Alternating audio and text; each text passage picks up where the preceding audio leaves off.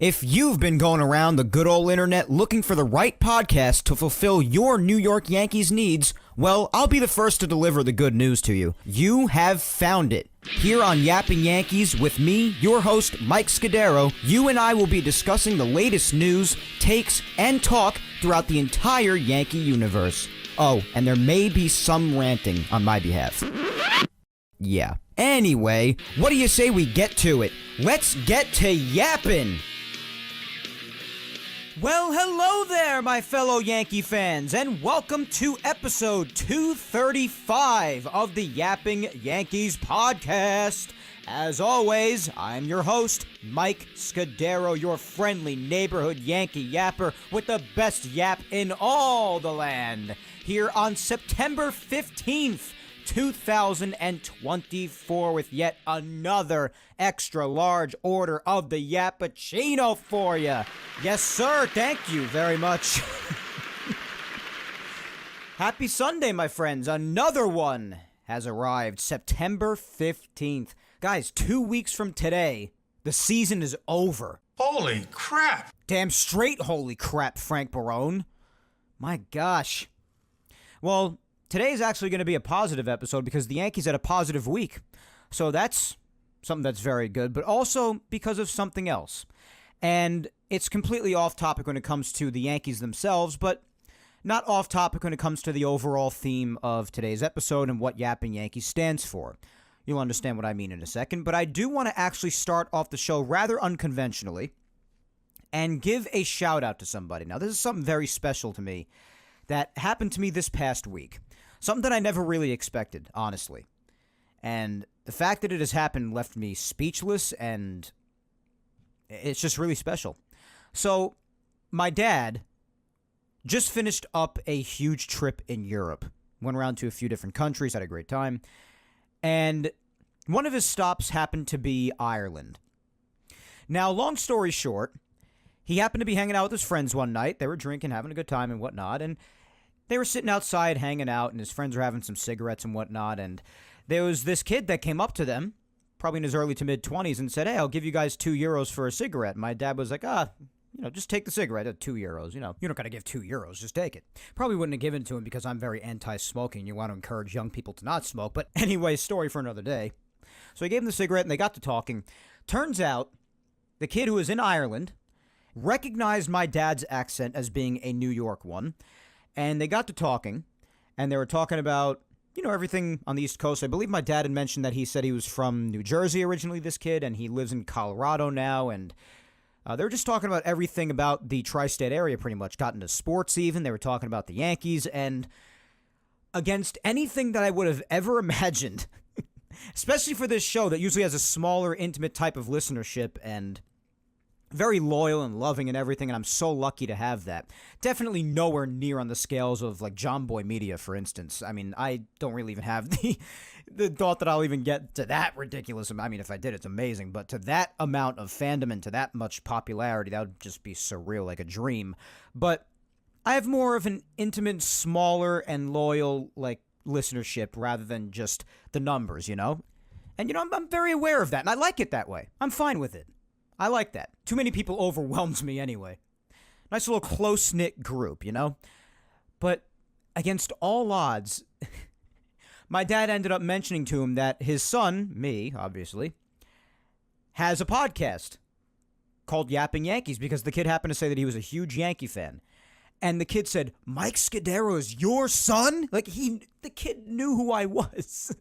He said he was a big fan of Yapping Yankees, listens every single week, sometimes multiple times per week to the episode that had just most recently come out, and that he was just a humongous fan of mine, that he agrees with everything that I've said. We just happen to be on that same mentality, just same wavelength of thinking. And my dad called me immediately to let me know about this. I was just finishing up my workday, so it took me a little bit to get back to him. But I called him up again, and he got the kid on the phone with me. His name is Patrick, and he's from Colorado. I wanted to give Patrick the biggest shout-out possible because this kid truly made not only my day or my week or even my month, probably my entire year or my life even. Listen, I am very, very humble with this sort of thing especially. I do not ever expect to get recognized or just be told by somebody who lives in a complete other part of the country, happens to be in a complete other part of the world, and just happens to run into my father of all people, and just happens to be able to say that he's a huge fan of my podcast, which has an okay listenership of maybe a few hundred people per week. But, it's like I said, it's nothing of the popularity of something like that of a John Boy Media, for instance. So I don't expect this sort of a thing. But with how sweet this kid was to me, he told me, he was like, Mike, you're so talented. I can't stop listening to you. Your voice is great. Your takes are great. I love you. You're so great on the podcast. And you come across so good on the airwaves and whatnot. And I was just like so honored by that. And like, just to be told that by a complete, unbiased, objective pair of ears, I mean, it meant the world to me. It really, really did. It was the last thing that I expected to hear. My brother even told me, like, I guess you could say you were like kind of recognized for the first time. Like, yeah, in a way, it kind of was like that. Like through my dad, sort of, in a reference. I know it was through like an in-depth conversation between him and my father, but it was my first really just random person out of the blue, completely out of left field, saying that they knew my show and was a religious listener of mine. It meant the absolute world to me. So I know it sounded like a crazy night there when I spoke to my friends. So Patrick from Colorado, I could not appreciate you more. And I know this kid is listening because even on the phone when we were talking, he mentioned to me a couple of points that I made just in the middle of the last couple of episodes that I did. And the last couple of episodes that I've done were very long. I mean, some of them were an hour 45, an hour 50 minutes. And he was mentioning topics that I was talking about dead in the middle of the episode. So I know he's listening, which, I mean, anybody can say they're just listening, but especially when he said those things and brought up those specific points from those very specific parts of each episode, like, and even older episodes of mine from like a month or two ago, that pretty much confirms to me that they're not just saying that they're a big-time listener.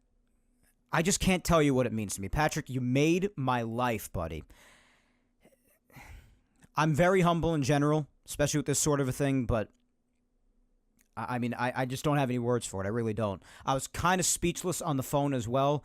I was telling him that it was a complete honor for me, and it just meant everything to me, and he even told me, he was like, to you, I mean, for me, I love you, man. I was like, oh my God, like, I don't even know what to say right now. It's crazy. Somebody's telling me that it's an honor for them to talk to me. It was the first time, honest to God, that I ever had anything like this happen to me. Amazing. Amazing experience. An amazing kid. I believe my dad told me he was maybe in like his mid-20s, maybe a couple of years younger than me. Patrick, if you definitely are as religious a listener as you say you are, then you're probably listening to this. I just wanted to give you the biggest of shout-outs to start the episode right away, since I last spoke to you just a few days ago at the start of the week, give or take. I believe it was like Monday or Tuesday, if I'm not mistaken. Don't remember the exact day. But my God, what it meant to me. You have no idea. And I know you're probably saying, oh, well, to me too. Well, trust me, man. I've never had anything like that happen to me before. I truly haven't. And I don't expect it to again. I mean, it's just amazing to know that people like that are listening, because you never know who's listening to you when you do things like this. And I'll be honest, there are some weekends, especially because, I do a podcast on Sundays. And while I very much enjoy doing it, I don't lie about that at all. I love doing Yapping Yankees. But, there are some Sundays, especially when you work every day during the week, you have a full-time job, and you want to take the weekend to relax. There are some days, especially when the Yankees are doing really badly, when I'll just have a harder time getting my way in front of the microphone and doing an episode, because I just want to relax and head into Monday without any thoughts on my mind and just coasting easily through the weekend. And there are some times where I'll just think I either got to switch up the day I do this show at times, and maybe I still might in the future, I don't know, but for now, no. Maybe just switch the day that I do it, or, maybe after this episode I'll put a stop to it, or maybe this point I'll stop, or that point. But then things like this happen. And it just pushes you forward as a content creator. It really does. I mean, any other content creator will tell you this, especially when they have a smaller, more intimate listenership. Sometimes it's tough to keep on going. Because, I don't get paid to do this. Not that I need or even want money to do this. I mean, it'd be nice, but I don't need or want it. I'm perfectly content with doing it the way it is right now. But as content creators, when you're in my shoes, sometimes it's tough to keep going. Sometimes you lose the motivation when you feel like not too many people are listening to you, or you feel like the listenership could maybe be a little bit bigger. Not that I don't appreciate you guys. I love you guys to death. You guys know this. But sometimes it could be just, it helps to be reassured by someone completely objective and unbiased. I'm not saying that the people around me, their encouraging does nothing for me, because that means the world to me as well, but even more so, people who don't know me and they have no reason to be just infinitely and unconditionally supportive of me. And they assure me of something like this and are this kind to me and recognizing me this way and talking me up. And it's just such an honor. And sometimes for a content creator, and fellow content creators understand this, sometimes that's all you need. And that's really, it just encourages you to keep on going. It's almost like a sign. It pushes you. And it makes you feel good about what you do. And it makes you feel a responsibility to those who are listening to keep on going. Because I do know that there are a decent amount of people out there who do very much enjoy this show. And that helps me, believe me. But this past week, this helped push me along even more.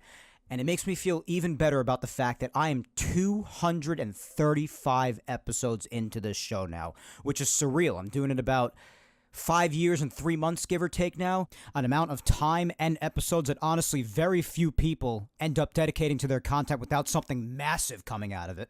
And instances like this make it all feel completely worth it and then some, honestly. I cannot describe to you the feeling that I felt when Patrick and I had this phone call the other day. It was just the honor of my life. Really was. And if it were to happen more, then the honor would just, I have no words. I really don't. You probably can tell because I seldom get flustered like this, but my God, to hear someone almost sound like starstruck by me, like, who the hell am I? Like, I always say, like, who the hell am I? Like, it's just so, it's amazing. Absolutely amazing. Patrick, I cannot thank you enough. No words in the English language can properly convey to you what this past week meant to me. Being on the phone with you, and just the things you were saying about me was just so kind, and I could really tell it was genuine. My father even told me that when he was telling him these things, my father almost started to cry. Like, oh my gosh. So yeah, Dad, thank you for hooking me up with this kid, and Patrick, thank you for everything you said.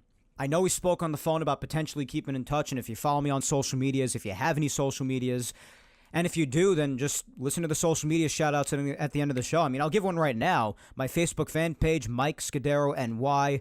Twitter or X, that's the one I most prefer because that's where I'm most active and interact the most with everybody. But that's at Mike Scudero. For those who don't know, Scudero is Scudiero. So that's at Mike Scudero on Twitter or X. And my Instagram is Mike Scuds97. So hit me up on any of those, Patrick, and let's keep in touch, my man, because that just meant the world to me. It really did. And that goes for the rest of you, too. That goes for every single listener. It's just that this was really my first instance of really talking to somebody who seemed like starstruck by me. I mean, I still consider myself a nobody, so it's like unbelievable. Unbelievable. Like, first time talking directly to someone, hearing their voice, one-on-one in this context. Like some of these bigger shows, I mean, I'm not even in their stratosphere. I'm not even in their same galaxy. I'm so, like, under them as far as popularity, it's not even funny. So it was just the honor of a lifetime to have a phone call like the one I had. And I just wanted to start off the show like that. And I'm sorry to spend so much time in the open on this. I mean, some people might consider it like stroking my own ego, but I can't do that for someone who really doesn't have an ego, because I really don't have one, I promise you. People who know me personally know this for a fact. But it just meant so much to me, and I just wanted to start off the show with that and just show my appreciation and how honored I was. And believe me, I was. So one last time, Patrick from Colorado, thank you so much. Hit me up on social media if you find the time. And what you did and said just meant the world to me, man. Out of the blue, completely out of left field, and one of the better moments for me in quite some time. Something that some bigger content creators, not all, and depending on the situation, but some may occasionally take for granted. This guy definitely does not. Thank you so, so much. But I do know that both Patrick and everybody else listening right now came here to listen to me talk about the Yankees, so let's get to that. And we do have plenty of good to talk about on top of what we just finished talking about. All good today. Thank God. I feel like it's been a while since we had an episode of that. Between how inconsistent the Yankees have been between win, loss, win, loss, win, win, loss, loss, loss, win, win, win, win, loss, loss, win, loss, back and forth and back and forth and back and forth. Like unending back and forth to the point where just the whiplash, your head will pop off your shoulders.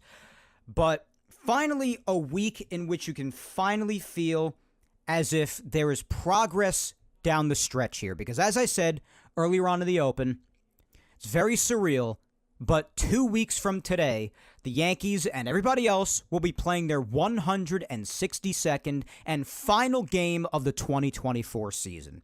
Now, where do things sit as of this week, especially in comparison to last week? Well, the last time we spoke, the Yankees were up a half a game over the Orioles.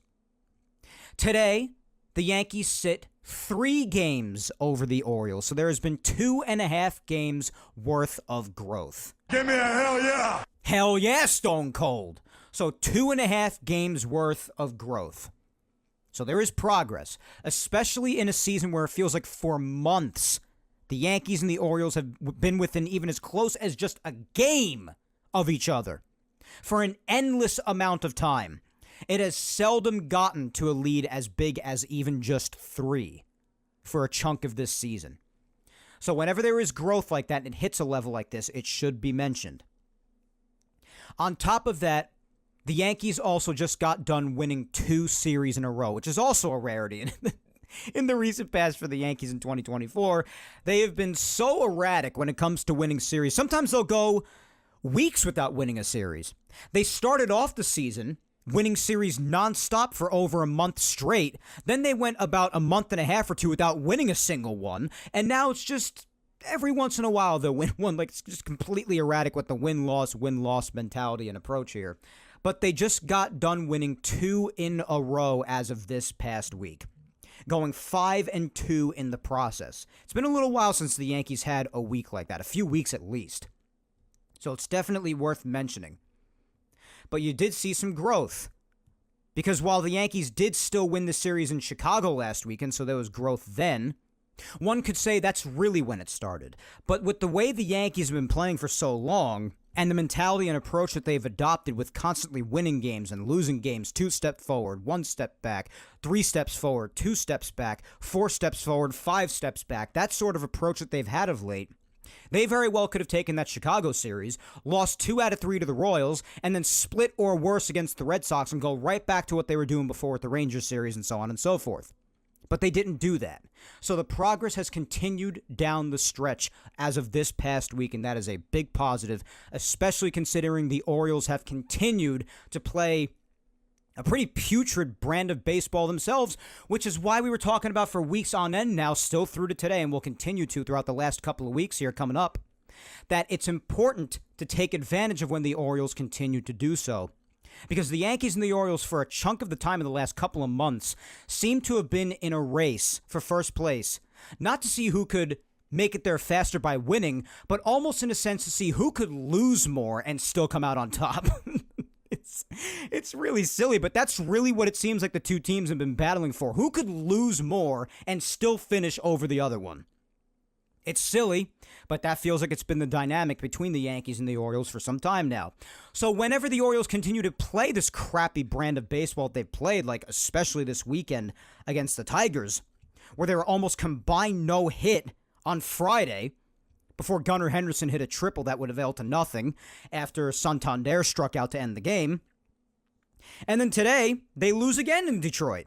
Now, the Yankees lost a series to the Tigers a handful of weekends ago. Yeah, I mean, one of those games was a weird one in Pennsylvania for the Little League Classic. Yeah, you could say that. But still, the Yankees lost a series to them. It's inexcusable. But the Orioles just did the same thing. So that's why I've been saying the competition between the two of them of late has been a weird one. But the Orioles are just continuing to not play well. The offense is really not there. Even just yesterday, they won 4-2, which is the same score they lost by today. But their offense really has not been there. And in a lot of the games, they're giving up just a ton of runs to the opposition. I mean, they had an ugly series against Boston before the Tigers as well. The first game of that series, I think they lost, what was the score? 12-3? Let me double check that. Yeah, 12-3. So you have a lot of games where the offense is just not getting it done. That's a big theme of late. Their offense really has not been scoring a lot of runs at all. But then their pitching will also implode a lot of the time. It's weird. So the Orioles are just playing a very weird brand of baseball. As have the Yankees been doing the same thing. But the difference is that this past week, the Yankees were able to finally do what they, for the most part, were not able to do in recent past weeks, and that is take advantage of the Orioles playing like crap. And it's very evident because how the standings look right now as opposed to last week and many of the weeks before where it seemed like every single week we were coming back and it was still just a half a game deficit by either team. Now, finally, this week, you're seeing a 3-game lead by the Yankees because the Yankees went 5-2 and the Orioles had a crap week against the Red Sox and the Tigers, losing both series.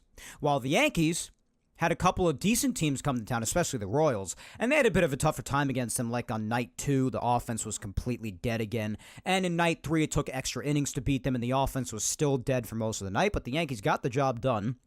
And the Red Sox, who aren't necessarily a good team by any stretch, they're at best mid, I guess you could say, but even they've proven to be a little bit scrappy at times and maybe rack up some W's that they perhaps didn't deserve to get. So, I mean, anything could have happened in either series, but the Yankees took them both. While the Orioles didn't, they had a much harder time against the Red Sox than the Yankees did this past weekend in these 4 games, and they did not take care of business against Detroit, a team that you should take care of business from. I don't want to sound hypocritical as a Yankee fan because, again, the Yankees did the same thing against the Tigers, but now it's crunch time. That's the difference. You got 2 weeks left, and you can't afford to be losing games like that, and you only hope the Yankees can keep this up going forward, because especially this next week, and we'll talk about it in a weekly recap when we talk about what's ahead, the Yankees have a little bit of a West Coast swing coming up for the last time in 2024. Very odd little swing here at the very end of the year. But nonetheless, this past week was definitely an improvement for the Yankees, which is definitely more than welcomed. And you see it again, the difference in the standings, and it's even more intense watching the final scores of every game. A lot of scoreboard watching going on both ends because, again, we're in the home stretch here. The Yankees just finished playing their 150th game today. The season ends 2 weeks from today, and there are 12 games remaining. Game number 151 being in a couple of days because the Yankees have off tomorrow on Monday the 16th. And while certain negative dynamics have continued with the Yankees this past week, like certain inconsistencies and whatnot, there are a lot of big positives to grasp as well as we get closer to the playoffs that could end up being huge weapons for them going forward. We'll go through each aspect of the team like we've had a habit of doing. I guess we'll start with the offense, because the offense has been a big topic of conversation as this past week, because they've still been very weirdly inconsistent. But nonetheless, they're also a very big part of what they look to do going forward, especially when you talk about the leadoff spot. And despite me having wanted him off the team months ago, I do have to continue to give my kudos to Glaber, because again, if you're going to be hard on somebody, then you got to be fair and give it the other way just as much when they turn things around. And I only mean this on an offensive perspective because Glaber, I want to make it very clear, is still not doing very well in the field. He still makes his errors, still does his stupid crap. So defense and lack of awareness and just blatant lack of focus, I think it's fair to say, that's continuing like on the bases or in the field, anywhere where it's just like, are you even paying attention, bro? You just ask yourself these questions like that. But I do have to give him massive props for his massive offensive success ever since being moved back to the leadoff spot. I say back because the Yankees did try him lead off a bunch of months ago. It didn't really work out. They tried it once more here in the last bunch of weeks, as we know, and it has worked out very well as Glaber continues to just tear it up there, honestly. He's still 10 for his last 31, good for a 323 average, 364 on base in that time with a 516 slugging. Granted, it was a first-row porch shot today, but hey, playing Yankee Stadium, that's all that matters. Opposition has the same opportunity to do the same thing, so you're not going to hear me breaking out any violins for anybody, not unless it's a tiny, tiny one, but still, even went deep in today's game, 10 for his last 31, 21 for his last 64, which is good for a 328 average in the last couple of weeks. Glaber's getting the job done in the leadoff spot. And even though there are certain elements of his game that are still not up to par the way you'd like them to be, especially with the defense, like I said before, still having the most errors of any second baseman in Major League Baseball, two things can be true at the same time. The guy could still not be as good of a fielder, nearly as good of a fielder as you would like, but he could still also be doing a fantastic job with the bat in a newer role that he's been given within the last few weeks. And props need to be given to him for that because a massive spot in the lineup, we've spoken about it for months, we've spoken about it. How difficult of a time the Yankees have had finding a cleanup hitter this year, finding a leadoff hitter, those two lineup slots in particular. Very tough time. Yet they found someone wonderful in the last few weeks in Glaber at the plate, and they have found someone wonderful even in the cleanup spot, as I mentioned, with Austin Wells and all he has meant to the cleanup spot since they gave him that slot. I was saying for a couple of weeks leading up to when they were doing that, they should give Wells a shot, especially if they want to keep that right-left dynamic going in the lineup. While I thought that he deserved a shot amidst getting more consistent looks like I also wanted, you could have Glaber leading off, since they were already doing that. Then you could have Soto, lefty, Judge, righty, then Austin Wells, lefty, and then when he gets back at the time, Stanton, righty, and keep that dynamic going. And that's what they ultimately did, and look at what Wells has done in the cleanup spot since then. So just keep it going. Don't upset what is working. Don't fix what isn't broken, as they always like to say. And Glaber, as far as the offense is concerned in the leadoff spot, I got to continue to give my props. As far as Soto and Mr. Judge, massive topic last week, unfortunately, and I hate to have to talk this way the last couple of weeks. It wasn't anything irrational that I was saying. It was completely level-headed and reasonable. I wanted to make it clear that I can't really be hard on them because of what they've meant to this team all this year and what they mean to them just in general, even outside of what they've already done. The fact that if they stall, the vast majority of the rest of the team is going to stall. And because of what they've meant to them, I can't really just hound on them relentlessly. I can't. It wouldn't be fair to them. But it's also completely reasonable to have said that before this past week, especially in the case of Judge, for a couple of weeks, both Soto and Judge were down, not doing much. And you saw the effect that it had on the team, especially with Aaron Judge.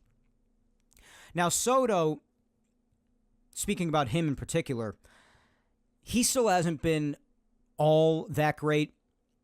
Like, he's still reaching base with walks a bunch, and he's gotten a few hits as of this past week, but he's still just 4 for his last 26. He's 12 for his last 56. That's a 214 average. So, it still hasn't been great with Soto, but he's still out there, and he's getting on base whenever he can.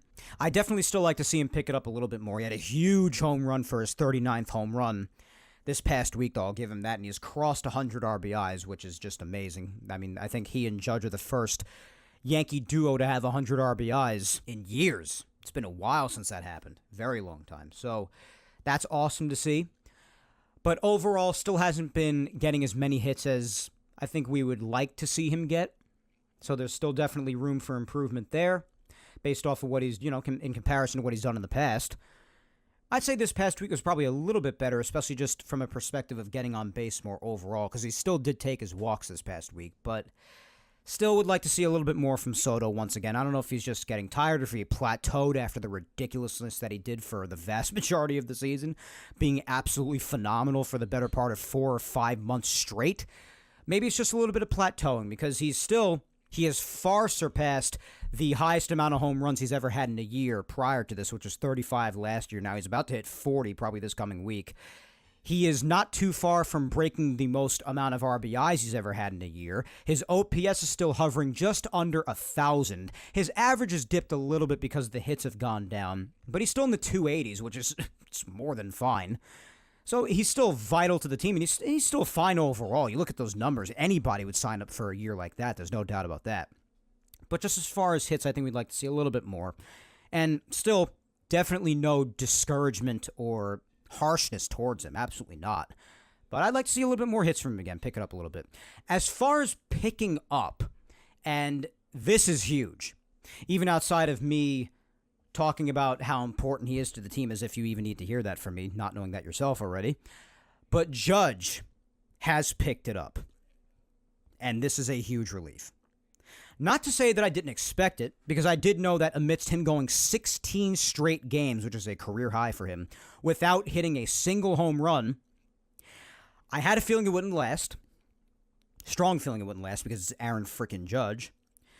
But he was also getting his hits still. He was getting his singles, he was getting his doubles, and even the hits that weren't getting the results that he would have liked, he was really hitting some on the screws. And I had a feeling that would make a difference eventually. In this past week, it finally did start showing the results that we've been waiting for a while. In his last 7 games alone, he's 8 for his last 24, back up to a .333 average. That's the Judge we all know and love. His on-base percentage this past week, amidst all the walks he continues to draw and everything intentional or otherwise, .467 on base, .625 slugging. So you're talking about an OPS this past week nearing 1,100. These are the numbers we know Aaron Judge to have. He has homered 2 more times in this past week, hitting homers numbers 52 and 53, both this weekend against the Red Sox. Both of them being big home runs, especially number 52. We'll have a clip for that later in Weekly Recap. But 8 for his last 24. He's really started to heat up once again, especially as of this past week. Judgy's heating up just at the right time as the playoffs are not far away. It's one of the big key components I was talking about heading into this, talking about the big swings and potential changes the Yankees could be having with the playoffs right around the corner. Things happening just at the right time. That's a massive key to having success in the playoffs. So Judgy making his way back, and he was even doing weird stuff in center field for a few games, like during the Rangers series and whatnot. So it just seemed like he was off, but you knew it was going to correct itself and he was going to get back to being Judgy. And this past week, showing shades of returning to that. I don't know why some people just completely lose faith in him as if they haven't already been watching him for years now and know, sometimes he goes into these spurts where they come in bunches. So, just got to believe in the captain, man. Got to believe in the captain. And hopefully that leads to him having some more success in the playoffs, because we all know in the playoffs everybody likes to get on him for not having postseason success. Hopefully if things are swinging in the right direction at the right time, we can start to change that dynamic a little bit this year. Then you have Austin Wells, my boy. This is my everyday catcher. He did take an 0 for 4 yesterday. That didn't really help things, but before that, his numbers were still looking pretty good as of this past week. He had a big home run this past week as well that we'll get to in Weekly Recap later on as well. But just keep on giving the guy more looks. That's all I'm saying. Just keep on giving him his looks. Coming through in big spots with sac flies any way that he can. Sometimes he still runs into his bad luck where he hits one on the screws and doesn't get the result that he would like. But nonetheless, Wells is still just doing his thing. The quantity of hits hasn't really been there as of this past week, but the quality, and even as far as the quality of at-bats, still has been there. You've seen a bit of a shift in his defense for the better. He's throwing out more base runners. He's catching better. His defense is overall improved. It really shouldn't even be a discussion as to who should be out there catching more, and the Yankees have still been catching Wells far more in the last couple of weeks again, so that's definitely a really good thing. So just keep on playing him. That's that, especially in a game like today where you see once again that Jose Trevino, for instance, and I don't mean to beat up on the guy, I don't, but if the guy is going to have completely abandoned his offensive game, which he was majorly throughout the vast majority of his career not known for before coming to the Yankees, but if he's going to go back to that, then you got to lock in and make damn well sure that your defense is as close to perfect as you could possibly make it, my man, because otherwise you're rendered completely useless at that point. And there are times where he'll just weirdly just miss a ball like he did today, just didn't catch it in the later part of the game. The framing is still fine, I guess, but as far as the throwing the runners out, this has been such a topic of discussion of mine all year long.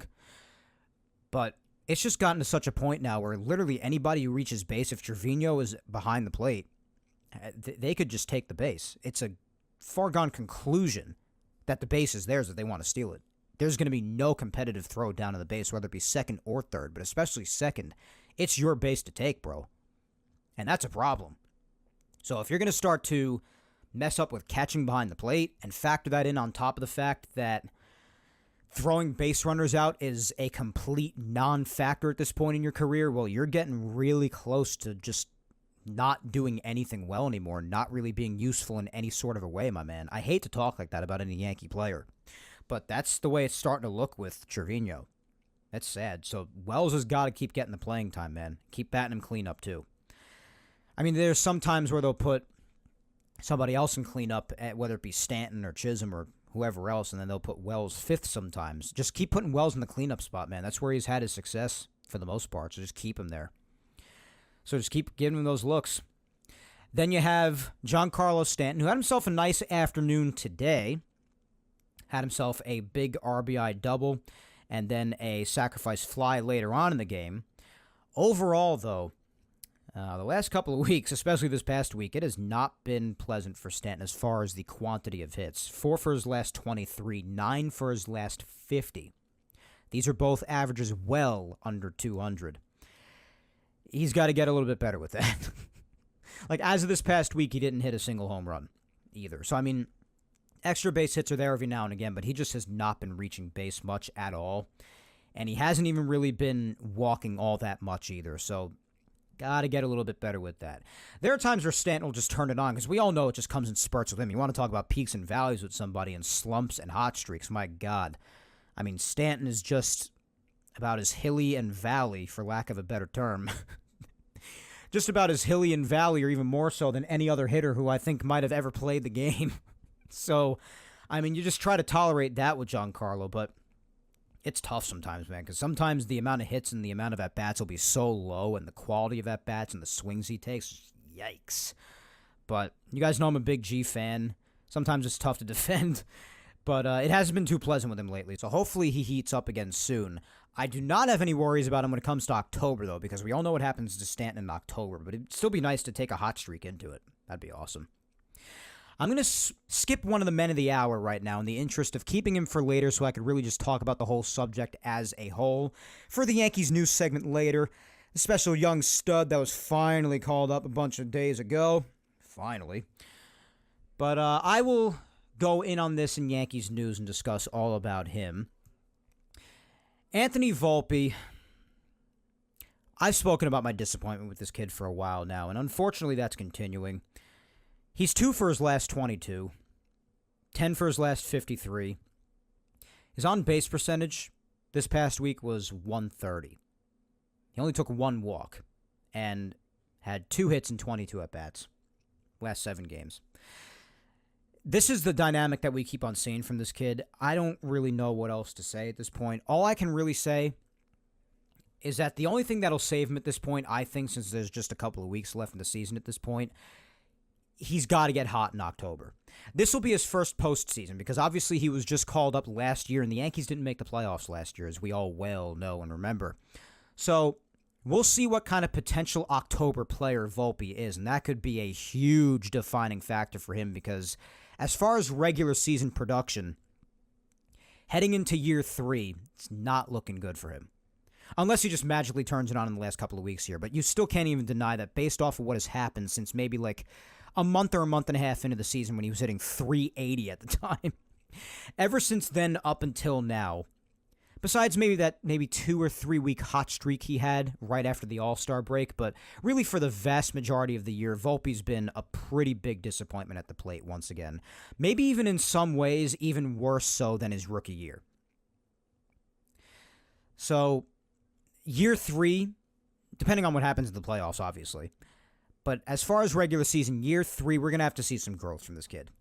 It's been a pretty disappointing sophomore year, and this past week is just another example of it. I'm just disappointed in him. I'm disappointed. The defense is the defense, fine. He makes even some dumb mistakes in some big spots there as well, but the offense, I'm just disappointed in him. Very disappointed in Anthony Volpe. And this past week was just bad. It's really bad. Average down to 246 now. Hasn't hit a home run in about a month once again. So the pop is gone. He'll get an extra base hit every once in a while, but that's it. 55 RBIs. It's whatever. 663 OPS. Because you look, and even the on-base percentage. The on-base percentage is 294. Last year it was 283, so the kid just doesn't get on base as much as he should. He just doesn't. He's 5 RBIs away from tying as many as he had last year. He had 60 RBIs last year with 21 home runs. He's probably going to finish with at least 9 or 10 home runs less than last year. Maybe around the same RBIs, maybe even less. He's nearing the amount of strikeouts he had. His average will end up being higher. On-base percentage around the same ultimately. His slugging is lower, and his OPS is lower as of right now. So a lot of steps down for Volpe, and that's not what you want to be seeing here. He has a couple more stolen bases right now than he did all of last year already, so that's good. You just need to see more, though. What this kid was touted to be, I mean, I'm giving it till maybe the start of 2026, so he's still got some time left before I, quote-unquote, give up on him. I'm not giving up on him yet, definitely not. But we got to see some growth next year, man. And if we don't, then I hope we see something this October. We'll see what kind of postseason hitter he could be. He could be a little bit overwhelming and over-emotional for him this year. because it'll be his first postseason. But I'm curious to see how he does under the bright lights of October in Yankee Land, because that is a big definer for anybody who intends on being a Yankee legend, obviously. So I'm very curious to see that. But as far as the season, this past week was just yet another one that I have felt for a long time. Volpe just continues to disappoint me. Rizzo, while it's still just good to see him back, and he's been better defensively over there at first base, and it's good to have his leadership back, going to the mound when the pitcher's struggling and whatnot, all these things that he provides that not a lot of other people could. The quantity of hits has also unfortunately not really been there for him. He has not homered at all since he's returned from the injured list, so it has been months and months. So the offense is tough to continue to watch. The numbers are going down steadily. I mean, you tolerate it, I guess, at least for the last couple of weeks here, because that's all there is left, and the Yankees are still winning. But it's just looking more and more like the Yankees cannot be exercising any options next year, and they're just going to have to part ways with them, because you can't be having a first baseman that produces this little. You just can't. Not if you want to be a serious contender. So I hate to say it. I was the first one to say that when Rizzo was coming back, I wanted to see that in the home stretch here. It's not like the Yankees had anything else better going on at first base. I wanted to see if he had anything left to give before finishing the year off. It really doesn't look like he has much of anything left to give at all. Maybe defensively it's still there, which is good to see, because bafflingly in the beginning of the season, which nobody expected, Rizzo is struggling even defensively, which was never a problem for him. But that seems to have corrected a bit. I mean, he made a nice play the first day he got back off the injured list earlier in the month. But the bat is still just not there. It's not there, guys. So that sucks, but we'll continue to see what happens with him. Oswaldo, who played there for him today. Waldo was today's first baseman, which is nice, because I would like to see Waldo continue to get more chances. The guy he gets it done when he's in there. He had another couple of hits today. He's 10 for his last 34, which is around a 300 average. I mean, the guy gets it done when he has to. When he's put out there, he knows he has a job to do. He plays his heart out no matter which position he's playing at. And he gets it done. Great utility guy and hard worker at the plate, where you've seen the results just happen over and over again, which is why I'd like to see him get more playing time. So would many others. But the Yankees will continue to manage him the way they had been, I guess. It's whatever. Other guys off the bench like Trent and whatnot, you're really not seeing them get much playing time anymore because, well, the man of the hour was called up earlier in the week, and they're still choosing to play Verdugo here and there, which gives Trent even less time to play. So certain bench guys are not getting that much playing time anymore, including Trevino, with Wells doing what he's doing and really making his stamp on that everyday catcher role. But Trevino was out there today. Like I said before, the bat is still just non-existent, and guys took more bases off him today, and he dropped that ball in the later part of the game. So, unfortunately, Trevino's heading down towards the path of uselessness. But I don't like to talk about Yankee players like that. It hurts. It sucks. But nonetheless, Verdugo, I mean, it's just a guy who really shouldn't be seeing much playing time at all anymore, especially in light of the most recent news. I mean, he's 6 for his last 23. It's like 260 average. OPS in his last couple of weeks, still just very low, in like the mid-600s. Just doesn't really do anything exceptionally well enough to justify him staying in the lineup over certain others. But the Yankees were still doing this weird sort of platooning thing this past week with him, and I just don't get it. I mean, I know he had a nice home run earlier on in the week, but other than that, the guy really just... he doesn't do enough to move the needle to justify him playing over certain other guys who should be getting more playing time over him right now.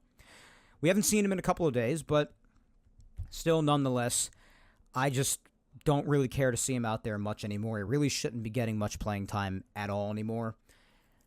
But I do respect one thing that he said. I will give him this. Much respect for this. They straight up asked him, because of recent news of late, how do you feel about potentially having less playing time? And he more or less, I'm paraphrasing, he was more or less like, listen, if I get less playing time, I get less playing time. I'm told to go out there and do a job, I'm going to do it. Whenever my name is called and I go out there, I'm going to go out there and do the best I can. And if I get less playing time, then I get less playing time. Much respect.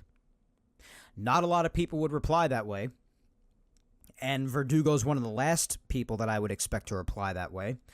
But he did reply that way, and I very much respect it. So, respect to Verdugo for that. He hasn't been putrid at the plate, but he definitely hasn't been like that good either. Definitely not nearly enough to justify him playing a lot much anymore in these last couple of weeks. But we'll see how they continue to manage it. We shall see. Played yesterday and the day before. Then sometimes he'll go like 2 days without being played. It's weird. It's weird. But the offense, like I said, mix of good and bad. But there are certain dynamics that could really help the Yankees here in this final home stretch of the season here and heading into the playoffs, like Judge resurging, Glaber with the continued leadoff success, Wells looking good in the cleanup spot still, and if certain other things change, like Stanton heating back up, and the young phenom that we all can't wait to see more of continues to get more looks and get his feet under him in the major leagues, get that continued experience, and continue to just try to forge a better path forward than the one we've seen in the last couple of days, because he's had a bit of a rough time at the plate a little bit, but he'll continue to turn things around. Just give him time. He's 21 years old. But there are certain dynamics here, and if Jazz Chisholm also continues to play the brand of baseball that we have seen for the vast majority of his time here, a little bit of a step back this past week, but he's still doing just fine. The hits that he's getting are big, and he's made a couple of silly mistakes on the bases the last few days, which is kind of weird, but nonetheless, still good to have Jazz here for sure. And definitely a positive in this lineup. If certain additions like him continue to show why it was very important for him to be added to this team, then these are all good dynamics that could continue this team down this path of progress that we've seen as of this past week. Soto turning things around going forward could be another one as he continues to just finish off what has overall been a remarkable season. So just a lot of dynamics that even amidst some bad still being there and some inconsistencies being there, a lot of good that you're seeing that the Yankees could take in the last couple of weeks into the playoffs here. Even the starting rotation. This past week, you saw, for the most part, quite a bit of good happen in that department once again, which is definitely a good thing to see. Maybe except for just yesterday for the most part. But on Monday, for instance, you had Rodon start in that game, and he had a couple of runs that were not earned because you had an error by Wells and an error by Jazz on a routine play in the first inning, so you had an unearned run there. Then you also had a run score in the top of the fifth thanks to an error by Glaber Torres, so you had Rodon unfortunately giving up runs that were not earned. So as far as earned runs, he went 6 innings and 2 earned runs with 9 strikeouts, only 5 hits allowed, and 1 walk, so he had a nice starting pitching performance there. On Tuesday, this game was mainly because the Yankee offense was absolutely dead. But Stroman had himself a decent outing, I guess you could say. Definitely not as bad as recent ones that he's had, but could be better. The problem with Stroman is that he has been giving the opposition way too many chances to capitalize and do damage against him.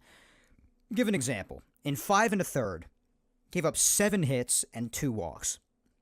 That's 9 base runners in about 5 innings. That's a lot. He only allowed 3 runs to score in actuality. So again, really, really close to it being a legitimate quality start. It wasn't a bad outing, but it wasn't great either. He's just got to work on not allowing as much traffic on the bases and giving the opposition a chance to do some legitimate damage against him. He's got to try to limit that a bit. But even so, not a bad outing on Tuesday. Could have been better, but certainly not bad. Just mainly the offense was nowhere to be found. And then Wednesday, you had Luis Heel again, and he looked fine. 5 innings of 1-run ball. Yeah, he gave up 5 hits and the 2 walks as well, but he struck out 5 as well, and he limited the damage to just 1 run, kept the Royals off the board very nicely. And the only run they did score was all the way in the 4th inning on a solo shot to Massey, Michael Massey of all people. But otherwise, unscathed, just allowed some base runners, but got out of it. And his stuff was electric as always, so he had a decent outing there. Wouldn't get the win on the day, of course, because that game would end up going to extras. But then on Thursday, you had a very nice pitching performance as well, starting-wise by Nestor Cortez. Could have been a little bit better as far as the walks, but otherwise 5 innings, 1 run, 9 strikeouts, just 3 hits, and you had the 3 walks, but otherwise solid outing by him. Then on Friday, you had Clark returning to the mound once again, and they pushed him a little bit more as far as pitch count rather than last time, and he went 5 2/3, only allowing 2 runs, striking out 5 and allowing 5 hits, 1 walk only. And the only runs that he did give up were towards the very end of his outing in the 6th inning, after looking very good, especially through the first 3 or 4, on a 2-run shot by Yoshida. Other than that, that one home run was his only blemish. His stuff looked so good once again. Then yesterday you had Cole's outing, unfortunately. We'll get to that in weekly recap, trust me. So that wasn't great. And then today, you had Carlos Rodon. He got into a little bit of trouble there in the fourth inning, but otherwise, he looked mostly pretty solid today. 5 1/3, 6 hits, only 2 runs, 2 walks, striking out 5. Wasn't one of his great outings, but it wasn't a bad outing by any stretch of the imagination. And he earned his 15th win as a result of it. So that officially fulfills my prediction of Carlos winning at least 15 games this year.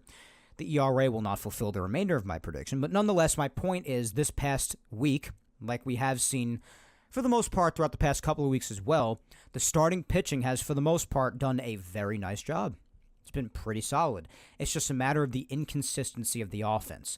And you want to talk about the bullpen. The bullpen as of this past week actually mostly had a very good week, especially a few names in particular who were forming a very nice union there in the back end as we head towards the playoffs as well. You want to talk about another key component heading towards the later part of the year that the Yankees are starting to see take shape here, which is huge because a big part of discussion, especially around the middle part of the year when it was screwing up a lot, the bullpen, and the back end of it in particular.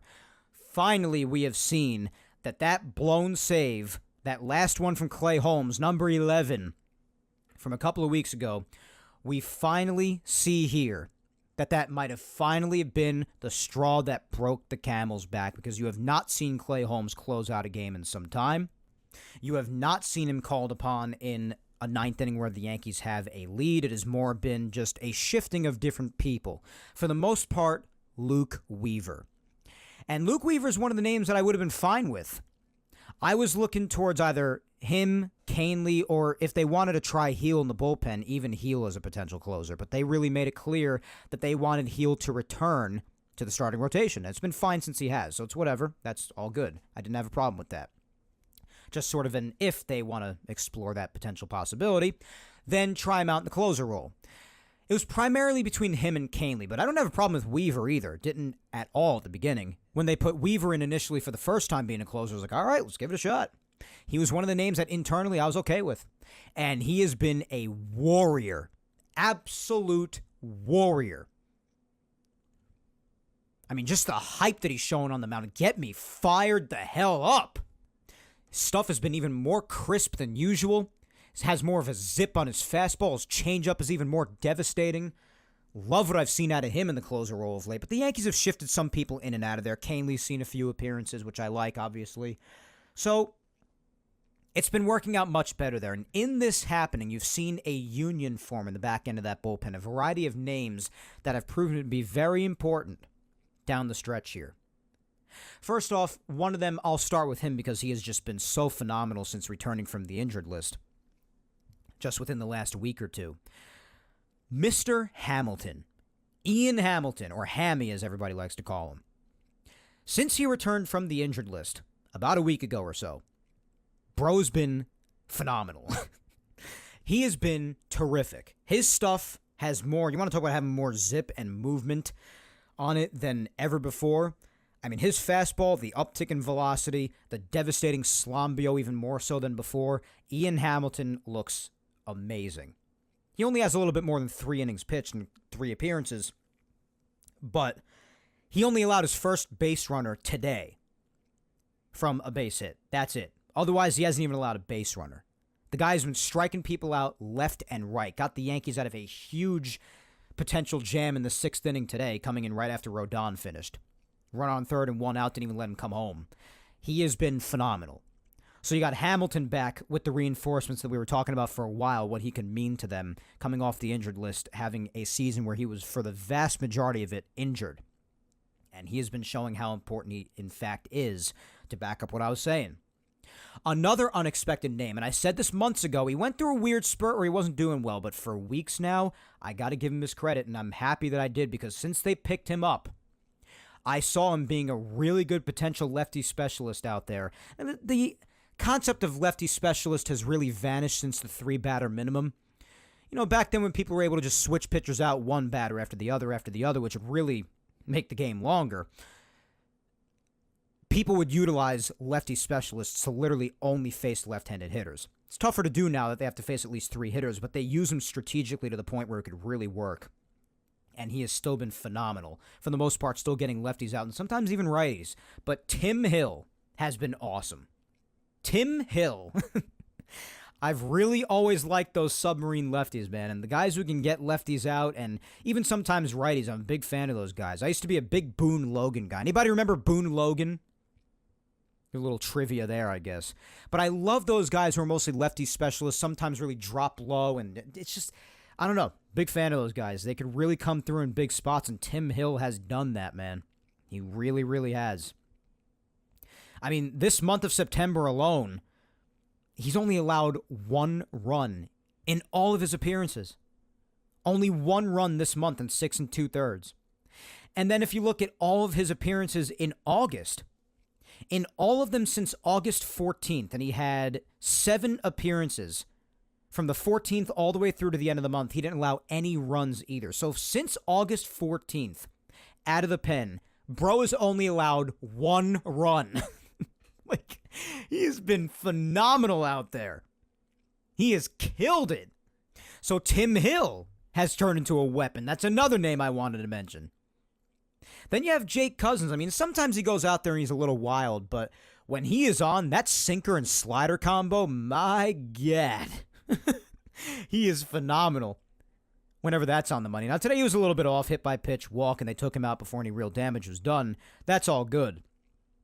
But otherwise, that has been another name to keep an eye on since he has been a Yankee for the most part. Last bunch of appearances, he hasn't had an earned run since September 3rd. He had a run that scored on the 11th, but it wasn't earned. And throughout all of August, in 13 2/3 innings, he allowed 2 earned runs. 2. That's it. So, Jake Cousins, another weapon out of the bullpen, especially against righties. That slider especially is devastating. And Tommy Kahnle. Kahnle has been fantastic for a long time now. Long time. He spent some time on the injured list as well, but for the last couple of months, he has been back for a long time now. And he's just been fantastic. He didn't have a single earned run in the month of August. Did you know that? Well, if you didn't, now you do. And he only has 2 in September so far that he allowed on the first when he had that really rough outing. That was really his only bad outing in like months at that point, where he allowed the 3 hits and 3 runs, 2 earned. That was really it against the Cardinals. Came in and bombed that one. But other than that, that is it. Kahnle has been phenomenal. Even back in July, only allowed 2 runs. 2 earned runs. That's it. The guy has had a fantastic year for months now. This isn't even just a recent development like it is with maybe someone like Ian Hamilton who just got back. Or someone like Tim Hill. Kahnle's been doing it for a while. Even when you couldn't really trust much of anybody else in that bullpen, Kahnle has delivered. And if Clay Holmes decides he wants to get his freaking act together, he could be another name on there. Now you're talking about just about half a dozen guys who are really turning into legitimate weapons out in that bullpen as the playoffs are right around the corner. And we all know how important the bullpen is in the playoffs. So that's another huge component for the Yankees that I was alluding to earlier as we're heading towards the end of the year here. And if that continues, that's something to look forward to in the playoffs, man. Really is. But the bullpen has looked fantastic. It's all good, man. Really is. Love it. Now, there are definitely certain other guys in the bullpen like Tim Meza or Mark Leiter Jr. I have no idea what they're still doing on the team. I really don't. I don't know what happened to Yoendrys Gomez. Is there something that happened to him that I don't know about? Like, I think he deserves to be here more than someone like Mark Leiter Jr., who's just been nothing short of putrid of late. And it's really sad because, again, Cashman got 2 relievers at the deadline. 2 to help the pitching out in any capacity.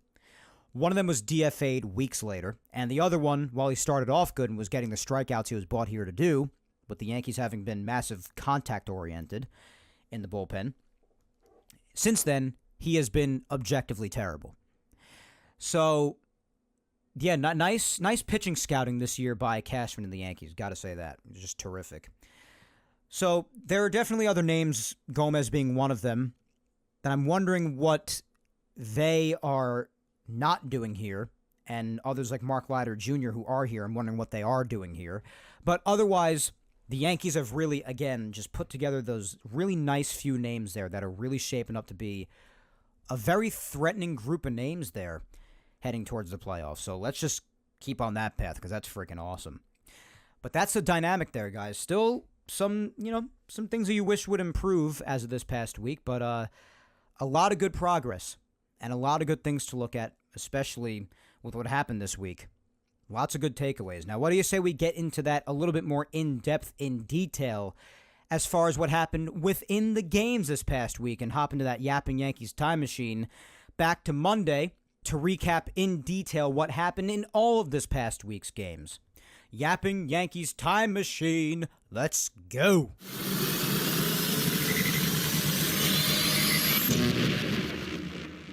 All right. Monday. What a strange game this was.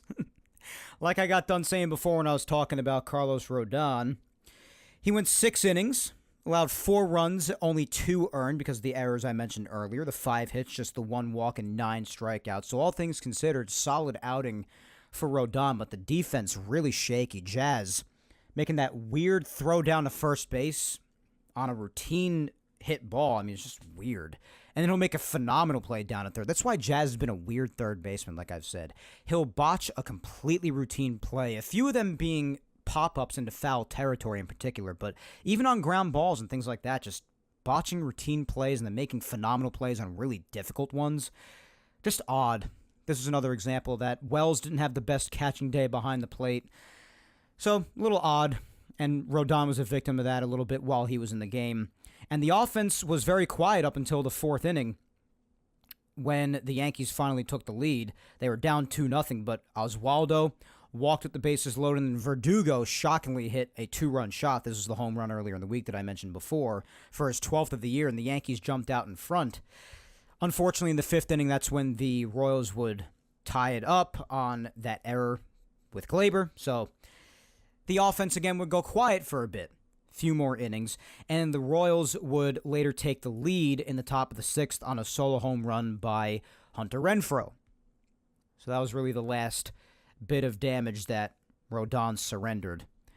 But otherwise, with the offense still being a little bit quiet heading into the 7th, we were like, what the hell is going on? Team has only scored 3 runs in that 1 inning. Otherwise, they've been completely dead. Let's get something going. Fortunately, they did get something going in a big way. Bottom of the 7th, Judge drove in the game-tying run, RBI single. That's why I said even when Judge was going homerless, he would have his appearances where he'd be getting his singles, his doubles. He'd be hitting the ball hard. And the results started to show right away, starting here, I would say. Then right after that, with 2 runners on, my catcher, Austin Wells, did this.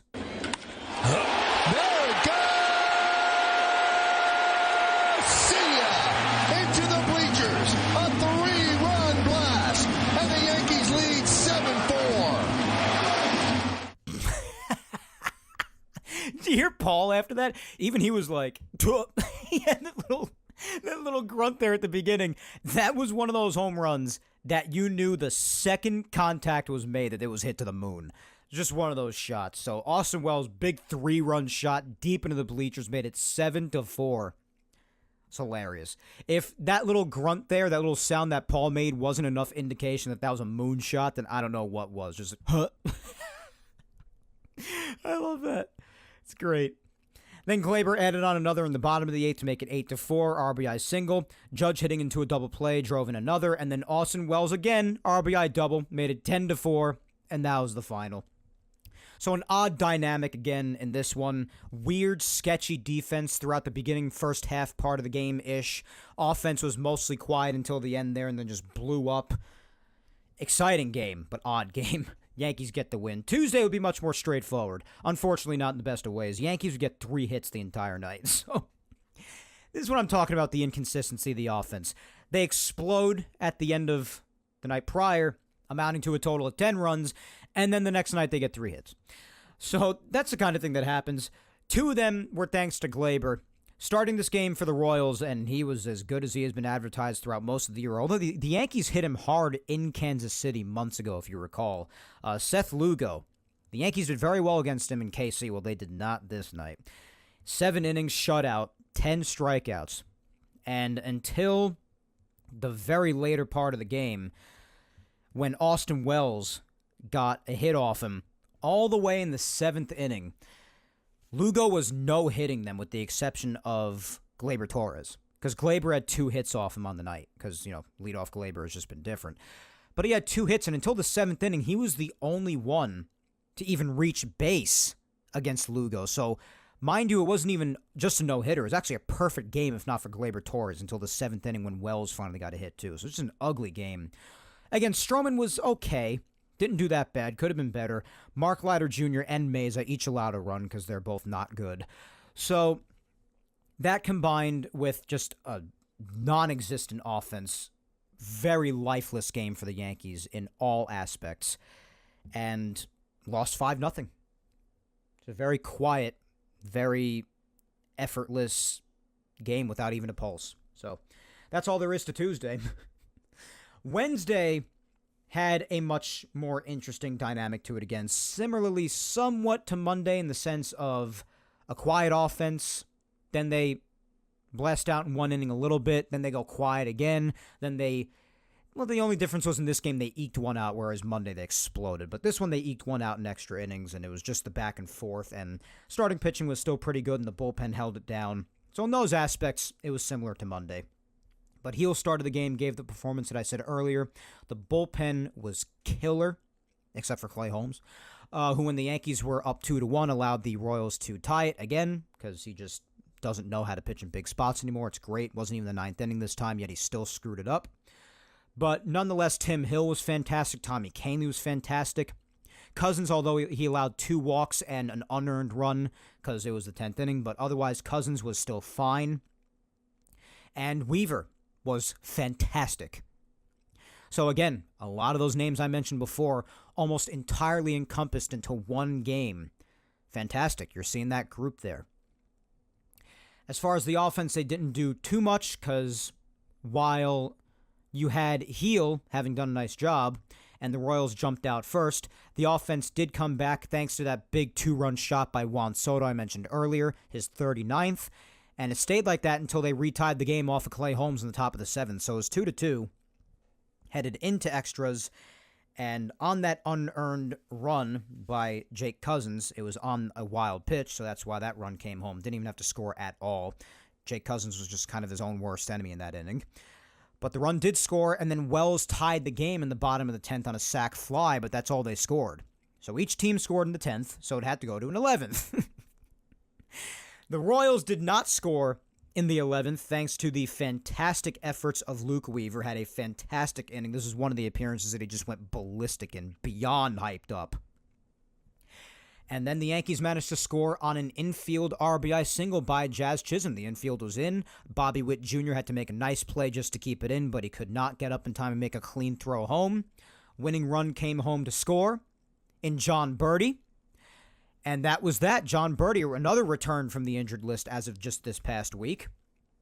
Out of the roster moves that were made. We'll get to that in Yankees news after this, of course. But he came home to score the winning run, and that was that. Yankees walk off the Royals and win the series 2 out of 3.